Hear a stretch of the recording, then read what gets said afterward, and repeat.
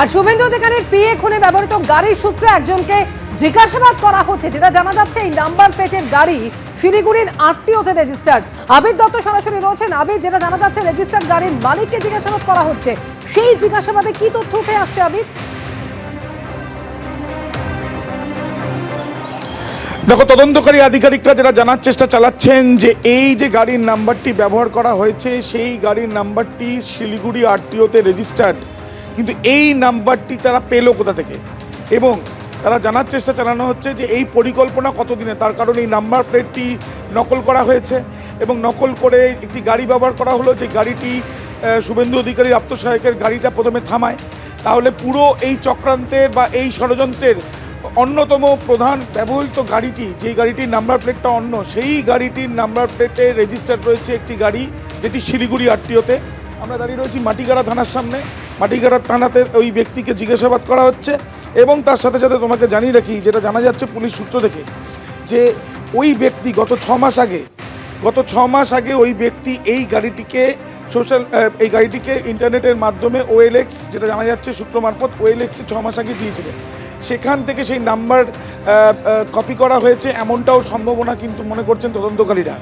এবং ওই ব্যক্তি, যিনি শিলিগুড়িরই বাসিন্দা, এবং তাকে জিজ্ঞাসাবাদ করা হয় গতকাল রাত্রিবেলা। আজকে সকালবেলাও জিজ্ঞাসাবাদ করা হয় শিলিগুড়ি পুলিশের তরফ থেকে, অতিরিক্ত টিম, তারা এই বিষয়টি খতিয়ে দেখা হচ্ছে মাটিগাড়া থানার তরফে, এমনটাই জানা যাচ্ছে। ধন্যবাদ আবির।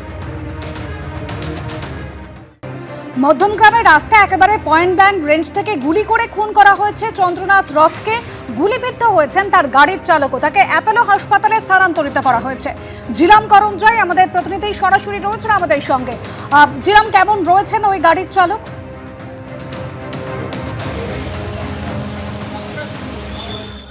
বুদ্ধদেব বেরার গতকাল রাত 1:30 থেকে অস্ত্রোপচার চলছিল এবং যেটা জানা গেছে হাসপাতাল সূত্রে, তার 3টি জায়গাতে বুলেট ঢুকেছিল। একটি যকৃতে, একটি ফুসফুসের কাছে এবং একটি ডান কাঁধে। 3টি জায়গাতেই বুলেট যে অপারেশন করে সেগুলো বের করা সম্ভব হয়েছে। এই মুহূর্তে তিনি ভেন্টিলেটরি সাপোর্ট দেওয়া আছে, স্টেবিলাইজড আছেন, তেমনটাই হাসপাতাল সূত্রে জানা যাচ্ছে। তার পরিবারের সদস্যরা এখানে আছেন, তার মা বাবা সকলেই এসছেন, তবে তারা কেউই সংবাদ মাধ্যমের সামনে আসতে চাইছেন না। এমনকি তারা যে অবস্থায় রয়েছেন, তারা আমাদেরকে অনুরোধ করেছেন তাদের কোনো ছবি যাতে প্রকাশ্যে না আনা হয়। তারা প্রত্যেকেই, যেটা কথা বলতে গিয়ে জানা গেল, যে তারা ভেঙে পড়েছেন পুরো ঘটনায় এবং পুরো ঘটনার অভিঘাতে তারা হতচকিত। তবে এই মুহূর্তে তারা এখন আশঙ্কা করছেন যে অস্ত্রোপচার যদি সফল হয়ে থাকে, কতক্ষণে তাদের ছেলে সন্তান সুস্থ হয়ে হাসপাতাল থেকে বেরোবে। তবে হাসপাতালের তরফে এখন বলা হয়েছে 72 ঘন্টা পরে তবেই বলা যাবে যে এখন অবধি তারা সুস্থ হচ্ছেন কিনা বা আশঙ্কা থেকে মুক্ত হয়েছে কিনা। কারণ 3টি বুলেট লজ করা ছিল শরীরের ভেতর এবং 3টি বুলেটই সফলভাবে বের করতে সক্ষম হয়েছেন শল্য চিকিৎসকরা। ধন্যবাদ জিলাম। এবিপি আনন্দ, এগিয়ে থাকে, এগিয়ে রাখে।